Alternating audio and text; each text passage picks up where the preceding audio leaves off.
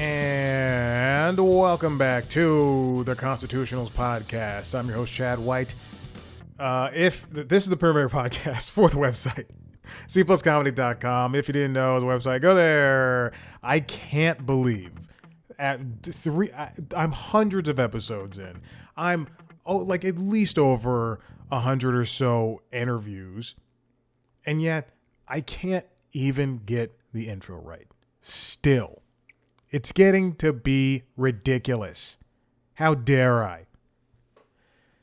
I wish I could spend the next 5 minutes talking about myself, but I have to spend it talking about somebody who's much more interesting. I have an interview this week with a wonderful journalist, Julie Seabaugh.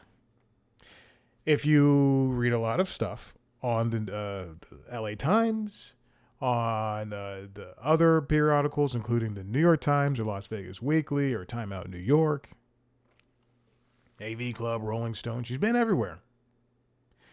You might recognize Seabaugh from those. She's also an accomplished director and executive producer, which we'll get to in a second. And you know what? She's interviewed more people than I've interviewed ever. I see some names though that we cross over on. Rob Riggle was the only person I saw. Oh, Matthew Broussard. Yeah, I've talked to him. Hey, I see some names. No big deal. I've talked to Cheech Marin. I've been denied by a lot of these names. Go to her website, julieseabaugh.com/interviews, and you can see that. Anyway, this week we're talking about her new documentary called Are We Good?, which covers Marc Maron. You know the comedian Marc Maron, and also writer. He's wonderful.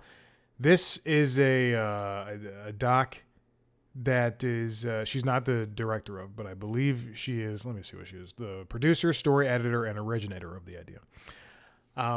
This is a documentary that is just covering Marc Maron's career, as well as, at the time, the loss of his partner, who was Lynn Shelton. If you remember that happened during the pandemic.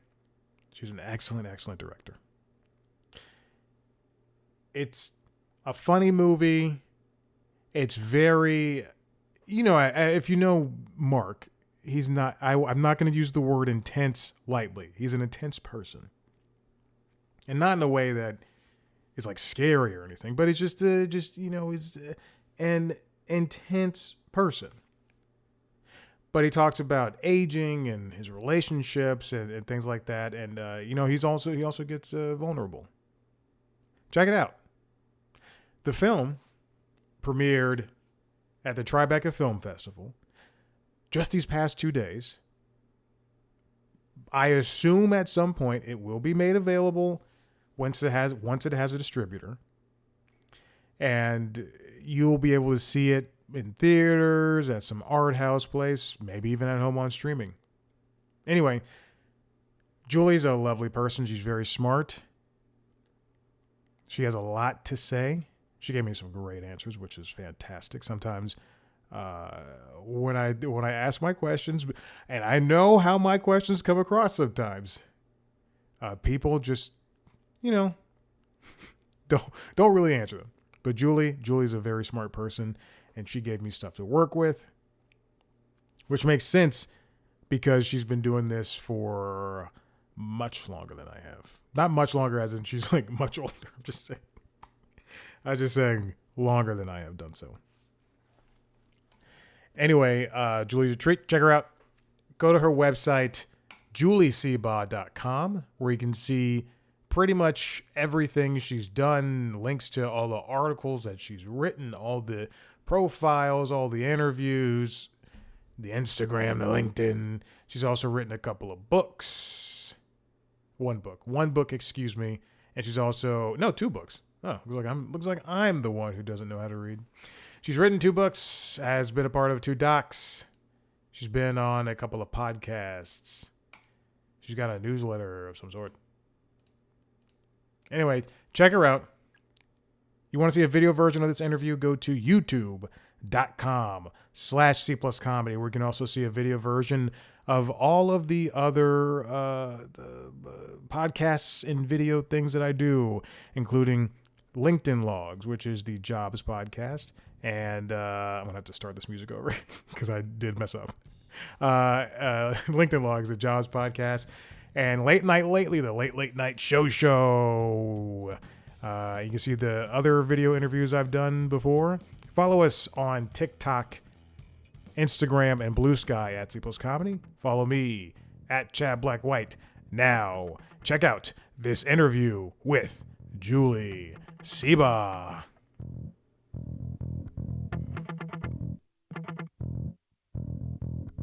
I'm in a hotel, so it's not the most scenic thing. It's a lot of fluorescent lighting, but yeah, I'm glad to make this work. Thank you so much. Oh, of course. You know, I love fluorescent lights. I can't even pronounce the word. That's how excited I am. Yeah, some good fluorescent lighting. Yeah. Yeah, yeah. Where are you right now? I'm in a town called Wrightwood, California. Okay. It's in the mountains, kind of on the way to Big Bear. A friend has a B&B up here that she also does shows at. I'm kind of moving from between Palm Springs into LA, and then some more travel last week, or next week, and then Tribeca coming up at the end of it. So Wow. yeah, just bouncing around, following the comedy. Wow. Is Tribeca the best place you're about to head to, or are you happy with this California life right now? Oh, I mean, well, the thing about Tribeca that's going to be particularly interesting for me is I've lived in New York 3 different times. This is the second time I've been more out of LA. And the first time I lived in New York, when I moved there immediately after graduating college, looking on Craigslist for work, Yeah. as we do when we're starting out. Yeah. And there was a post for the Tribeca Film Festival, which was sponsored by American Express. And American Express had information booths all around the city. And to get people to come up to the information booths, they gave out free popcorn. And I had worked in a movie theater all through college, and I could sling some popcorn. Oh yeah. Yeah. So I worked technically at Tribeca slinging popcorn for about 4 years, 2003 to six. And now I'm coming back. What is the math on that? 12, 22 years ish Wow. later to have a film there. I'll definitely get some popcorn at some point as well. Are you gonna be walking around like look at all the booths with the popcorn going, that's Yeah. not how you do it. That's not how you Yeah. do it. More coconut oil, less seasoning salt. Yes. That's the key. That's the recipe. Hmm. I could have, I just bought this butter flavored coconut oil that is fantastic. But I've been using it for, I don't know, let's say a month. And then I saw the new Mission Impossible last week and it was just loads different. I'm just like me. Yes, I have the salt, I have the butter, but I'm not doing it right. Whatever they're doing at AMC, they're doing it much better. And super unhealthy. It's tremendously horrible for you. But it's part of the experience. Yeah, it's a great experience. I want to spend $11. It was a Tuesday, $11 to see my movie, and I want to use that $5 rewards I have. I want to eat as disgustingly as possible. Also, I saw The Whale in theaters with it was like me and like five other people in that theater, and I bike there. I'm very lucky to live in Atlanta, to live in a place where I can just bike to the theater. And I brought in a salad in my book bag. And so I'm watching this guy masturbate and eat meatball sandwiches as I'm eating, just like this kale salad. I never felt sicker. So if he was eating the meatball sandwich while masturbating, you were eating a salad, and what's the correlation for that? Was Uh, you were well, masticating is chewing, so maybe yeah, that. yeah, yeah. Yeah. Oh my goodness. Well, congratulations on this doc. I mean, it's I don't know what the kind of work goes into making something like this, but man, it's got to be a good feeling to come out with a big project after was it 2025 and you started in 2021 or probably even before that and to Yeah. push it out. Like how is that feeling? What was the process to get it like this? Yeah, definitely. Ultimately, 5 years labor of love. Hmm. When you add it all up, four of that was production. I mean, basically, I've always been a giant Mark Maron fan. He's very singular in his perspective and, just fascinating to watch. He's very watchable. And the fact that he writes on stage, mostly, he'll have notes of topics, but he's very id in Hmm. the way he's, just channeling things from his head and his heart and his gut. And I had written about him five different times before for like Village Voice, Vulture, GQ recently, the LA Times again. Um, and he had also been in my 2021 film Too Soon, Hmm. Comedy After 9/11. He will also be in the new Mitch Hedberg documentary that Oh, that'll come out next year. He's also done that too. Um, but basically, to actually answer your question, 2020, we're all on the internet a lot, hmm, and we're watching content. I was glued to Marin's Instagram Live that he started right from the beginning, and Lynn was living with him at that time, and they're bracing for what's going to lie ahead for the next couple of years. And 2 months in, she passes away yeah, unexpectedly. Didn't even know what it was until later. It's an undiagnosed form of leukemia. And his podcast, Remembering Her, a few days after she passed, and then the Instagram lives he kept doing were so not only sad, obviously, but just beautiful and just this real time of him processing grief with the only people who could be around, which were people online. yeah, You know, couldn't connect with anybody in that time. And he started doing, it was up to at one point like 6 hours a day he was doing, 3 hours in the morning and three in the afternoon. wow, And I just kept watching all of these, and I was like, someone needs to document this. This is a really fascinating time, not only, to see how he's going to deal with this. And I knew he would eventually go back on stage and turn it into some of the best material he'd ever done, even though at that time he was threatening to quit comedy forever. I hmm, knew.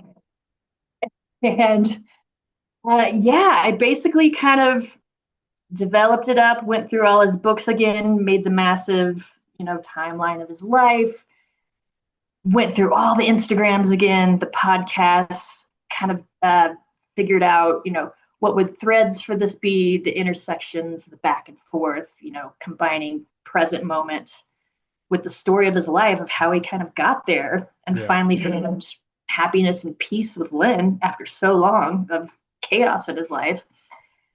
And I kind of talked to a couple different people about making it. Again, this is pandemic, so you can't really immediately jump into stuff. But eventually, I spoke to Stephen Fine Arts, who's known for directing comedy specials, and he'd also made the Bitter Buddha documentary about Eddie Pepitone, which Marin was in, and they had kind of a prickly relationship because of them. I know it's shocking for anyone to have a prickly relationship with Mark Maron, but it's true. And we together pitched him over Zoom hmm, two different times, a couple months apart in late 2020. He was very non-committal, understandably. And then the following year, May 21, when venues started reopening, he was still saying he was going to quit comedy. But the comedy store opened up, basically his home club in LA. hmm. And people were going on for a week. And then he said on social media he was jealous and he was going back. He was on Friday night, I'm going to go back. So I told Stephen Fine Arts to show up with a camera, and we go in the store and basically said, "Hey, we're going to film you now. this is going to happen. So we're just going to follow you.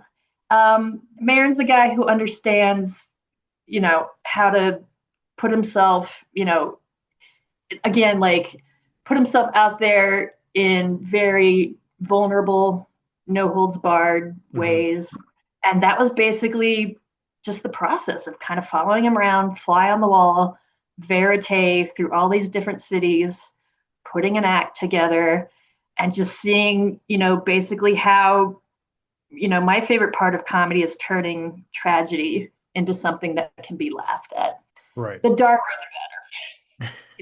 it's my favorite part of comedy, of like the healing aspect. And that's basically what this documentary is about, growth, change, grief, moving on. The question is, Lynn pretty objectively made him a better person. Hmm. Was he going to be able to retain that? Or was he going to go back to the old Marin? And I think in a lot of ways, you get the answer by the end of that film, especially with the way he reacts with his dad, who's basically been, for the most part, the villain of his life. Yeah. But yeah, just that process, a window in time of here's an example of how a brilliant artist turns tragedy into comedy. And that's something we all deal with, but I think this is a very visceral way of showing it as well. And obviously like the impact of the pandemic that we're all still kind of dealing with. Hmm. Uh, and he's still threatening to quit, and he's still threatening to move to Canada. And obviously today he just announced that the podcast is ending. Uh, so it's going to kind of wind down at the time when the film comes out, which is again, it's Marin. It's his id. No one's going to tell him what to do. If he's done with it, got to respect it and see what's next. Yeah, the ending of the podcast was such a surprise because it's been around since 2009. It's arguably, I would say, I know he acted before that and he put out two or three specials, including an HBO like half hour prior to the podcast. But the idea that this audio format just catapulted him to fame in 2009 and then especially in 2015 with talking to Obama and then also the Robin Williams episode and the Todd Glass episode. I like those are pieces of not just podcasting but media that are going to be forever ingrained into comedy people and regular people's minds, especially with the Robin Williams episode being a part of the being preserved thanks to the Library of Congress. It's fascinating to me that I feel like him threatening to quit and then you thinking, yeah, that's, it might happen, might not happen, it could, but right now it's not going to happen.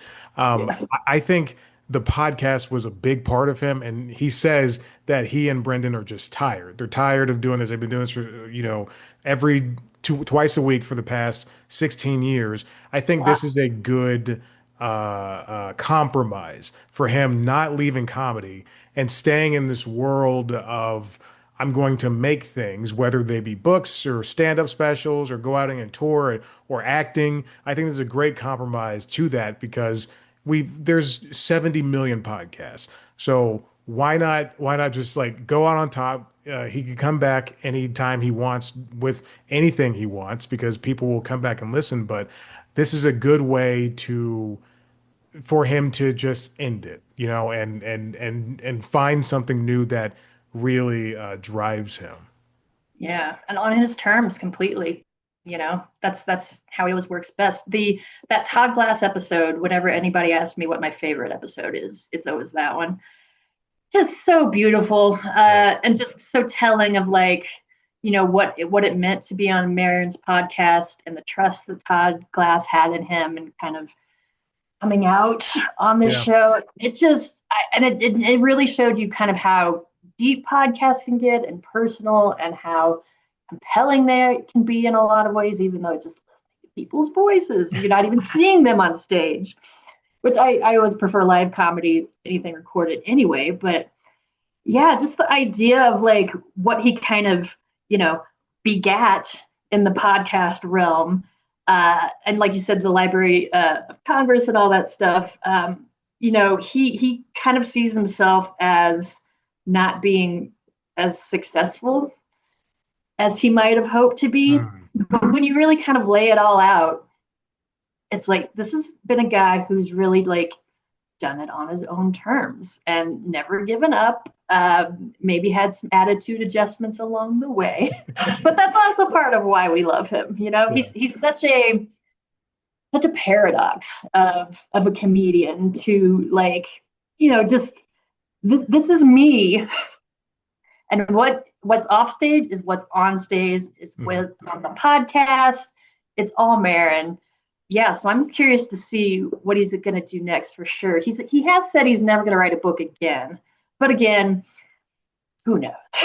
he's Look, we'll he had a popular. I always think back to this, and something you said earlier just reminded me of that. Like the him, with losing Lynn, you mentioned that you were concerned that maybe this would send him back into a mental state that was that pre 2013 era when he was just like an angry guy, angry type person. And that makes me think back. I think in the last season or the second to last season of his show on IFC, where that character of Marin, famously sober Marin, went back to yeah. drinking. Was it doing drugs or drinking, but something like that. He went back to it, and it changed up that final season or the final couple of episodes, and that makes me really think of that. So yeah, you're right. I wonder how this is going to affect him. I think didn't he start? Did he start dating Lynn during Glow while he was making Glow or after Glow, something like that? Yeah, it was kind of around that time. They'd always been like really good friends ever since she was on the podcast, which was Okay. how they basically initially met. And he says in the doc, it was kind of murky for a long time, and they both, knew they were drawn to each other, but there was other life complications. And Lynn, he says that Lynn had her mind set on him, despite the fact that he's, maybe not the best partner, Yeah. maybe a little grumpy, maybe a little shut down emotionally. But she saw something in it, and it really, it made him believe in himself in a way that he hadn't before. Hmm. She was the one who told him he could act. She was the one who told him he could play guitar a lot more, probably publicly. All of that stuff is still reverberating today. And, I think he definitely does. He's got a new girlfriend now, Kit, but of course, it's been 5 years at this point. Yeah. But he's still very much, it's visible, it's very provable. She's still, Lynn is still a part of his life on a lot of levels. Yeah. You know what? I've read a lot of your pieces before, even prior to this interview. Not even to get ready for this. Just I've known it. I've known it, and the only reason I put it together today is because you go on LA Times or whatever website, and you just start reading something because it's about a topic that you like. And I'm currently in the middle of reading Lorne by Susan Morrison, Oh yeah. and there's something that you and she are able to do that I don't do because I'm not a good writer and documentarian. But there's something that you guys do that you're able to paint enough of a picture for you in a short format. I have not read your book, the 2 decades of comedy journalism, but I can only assume that it is expanded out upon. Your writings are expanded out upon. But I can't take what you do when you write about like James Adomian and put it into a 1,000 or 1,200 word feature, and what Susan has done and put it in a chapter of a book, and really extrapolate what is meant to define who a person is at that point in time. How do you approach that, especially when you're making a documentary or writing an article or doing something like that? Because my mind just can't wrap around it. Because I would put in too much extraneous information, whereas you and Susan and other great writers and documentarians are able to just kind of put everything point blank and not really bloat it up. Well, thank you for that. That's amazing to hear, especially as journalism's kind of dead at the moment. But that's a whole other podcast altogether. Um, and shameless plug, I do have a next summer book with Byron Bowers coming out. Byron Bowers memoir from Wow. Atlanta area. Okay. Uh, I've just always been fascinated. I've always understood very well why I've been drawn to comedy. Again, that the dark side of it is just very appealing to me. Um, I grew up on a farm in Missouri, didn't have cable, didn't really know what comedy was until I was a senior at Mizzou, and Dave Attell came and did a show. And I was already in the journalism school writing about like film and music, and then I realized, oh, I'm supposed to write about comedy.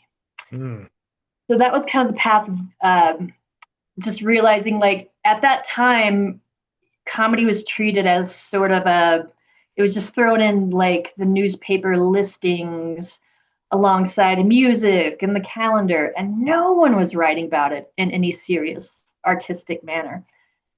And I realized it's less about taking material verbatim and saying, this was a funny bit, I laughed, it was good, yeah. and understanding what's behind all that material.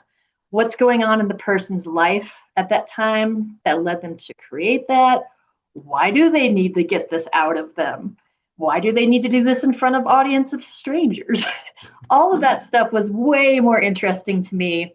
And just the fact that you can have all of these very different people, all different backgrounds, diversity, just coming into a random room any given night, all over the country, and they're all laughing at the same thing at the same time. Mm, And I'll sit in the back corner and watch like who's laughing at what, what and why. And I always feel like that's kind of a little bit of optimism I take with me at the end of the night. Like, all right, if we can all laugh at this thing, then that's some hope for us being able to like get along more in the real world. right. Yeah. I might have been wrong on some of that because comedy's becoming much more divided than it's ever been. I'm Yeah. definitely going to do a project on that at some point. But it's more like what's behind the material that always kind of appealed to me. And if you can get a comic, comics love to talk about themselves. They If do. you can get them like, getting really in deep as to what drives them comedically, I just find that the most fascinating thing of all, personally. Yeah, and you mentioning the kind of division, that's very correct. There are people who love to talk about themselves, and when they go on stage and they can get a whole group of people laughing together, then that works. But I in 2020 or 2021, I talked to Larry the Cable Guy, and I did not know I was going to be in for. Obviously, it was early 2020. It was like the pandemic started maybe like 2 months prior. But I sat down, and I talked to him, and it was over the phone. And he mentioned the comedy clubs are closing down, and they had to close down, and then some were just going to have to go belly up because they just didn't have money to operate. And he was like, he said something along the lines of, just out of nowhere. Um, stand up. What's really gonna divides us is comedians not being able to say what they want on stage. And I'm like, dude, that's not what we're talking about. We're talking about saving comedy clubs right now. And then that turned into a whole, I don't know, 5 or 6 minute discussion about Sam Kinison and things like that. And it's like, I think we are at a point where it's okay for us to have dissenting opinions and on stage and everything because that's what comedy was around for. But when you get to people like Whitney Cummings spouting just wrong things about the LA fires and people like Joe Rogan and the like, you're just kind of making the platform of comedy itself no more credible than what's on basic cable news, and that's very unfortunate at this point.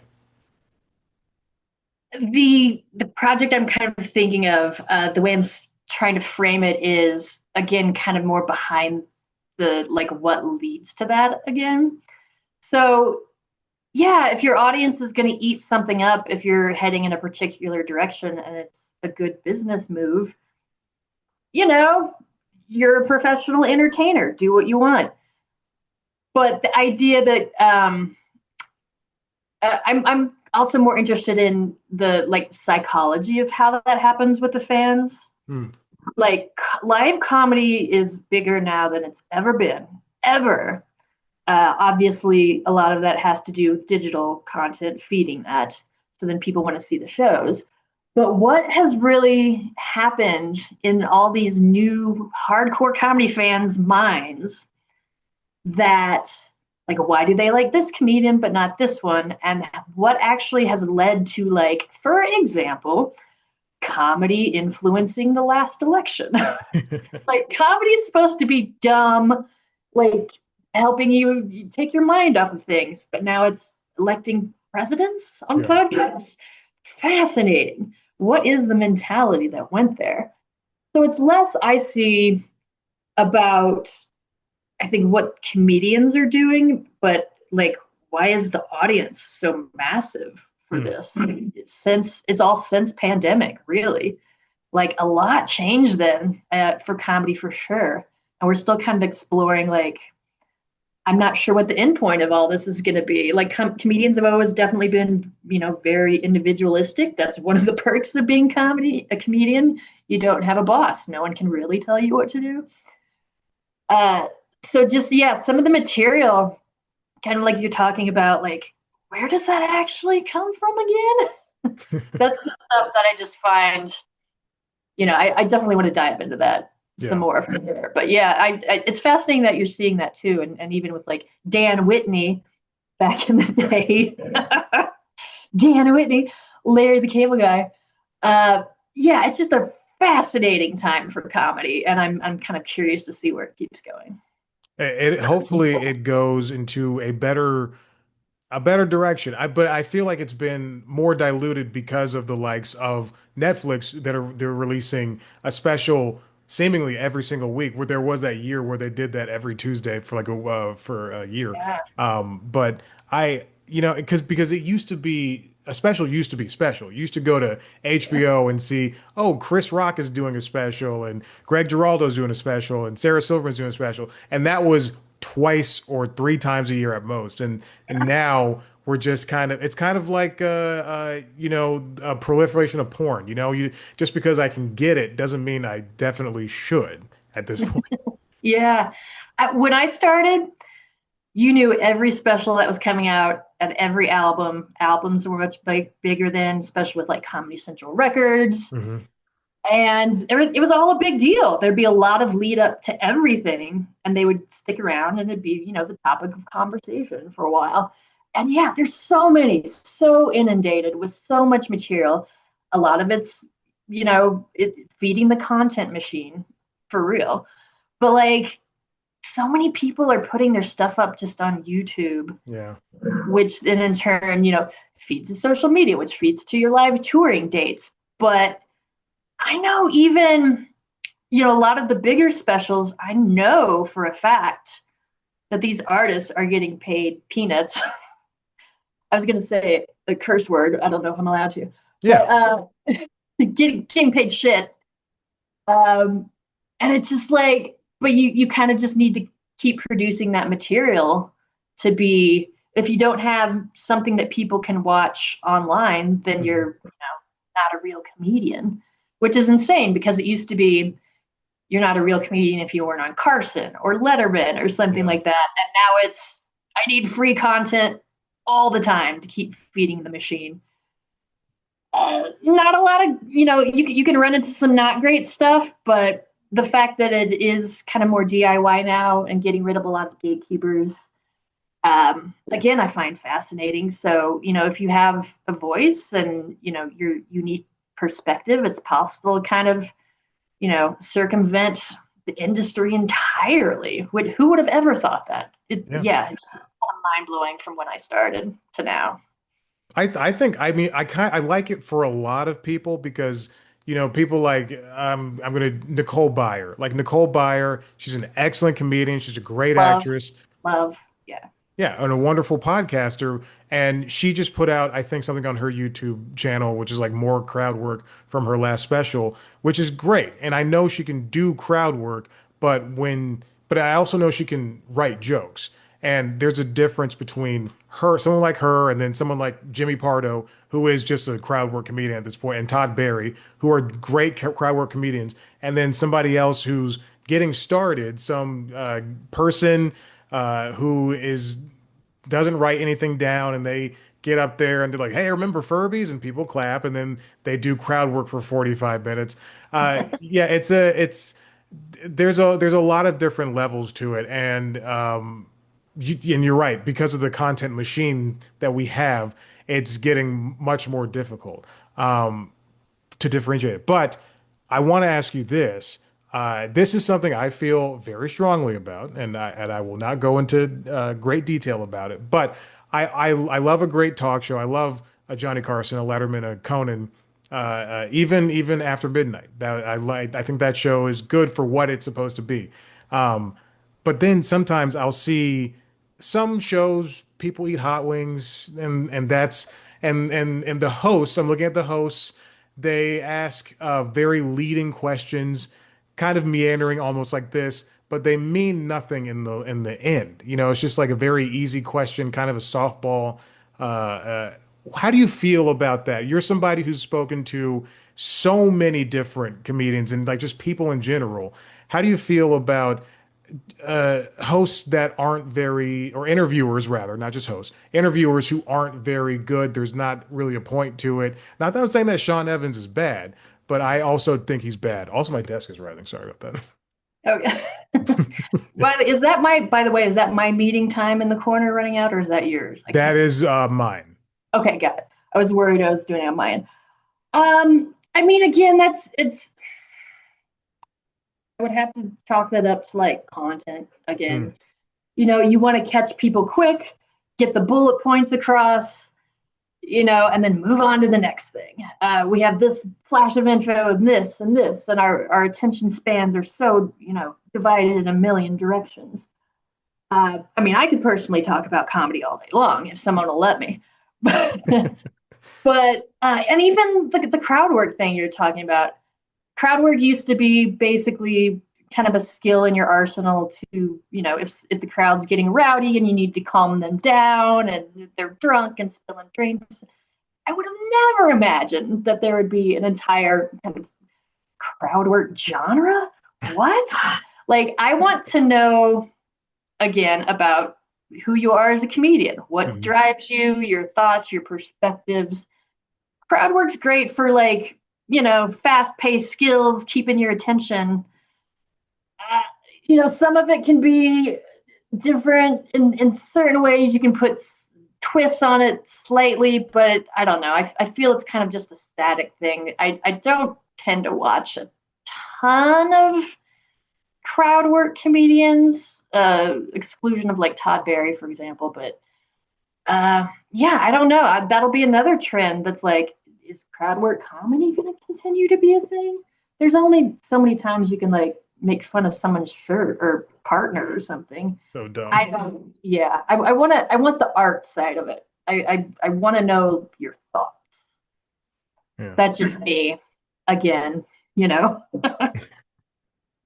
just what I've seen in the past, 22 plus years. But again, the process is just fascinating. I'm just endlessly attracted to everything happening in comedy, and this is just another like, really? Okay, we'll see. Yeah. Yeah. All right. Well, Julie, I don't want to take up too much more of your time. This has been great. This has been lovely. And you're very, very well versed on obviously journalism, but comedy in general. It's a great because I don't have to kiss your butt about a special you did. Like usually when I talk to comedians, I'm like, "Oh, I loved your special." I watch half of it.